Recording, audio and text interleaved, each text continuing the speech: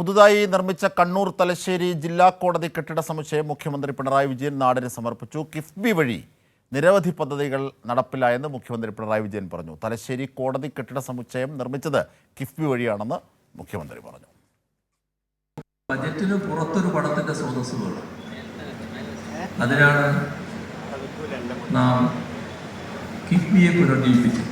ഏതായാലും തലശ്ശേരിയുടെ പൈതൃകത്തിനൊത്ത വിധം ഇത്തരമൊരു കെട്ടിട സമുച്ചയം നിർമ്മിക്കാനായി എന്നത് മാത്രമല്ല, പുതിയ കാലത്ത് കോടതി എങ്ങനെ വേണം, അതിനനുസരിച്ച് കോടതി നടപടികൾ വേഗത്തിലാക്കാവുന്ന സർവ്വവിധ സൗകര്യങ്ങളും ഇവിടെ ഒരുക്കാൻ നമുക്കായിട്ടുണ്ട്.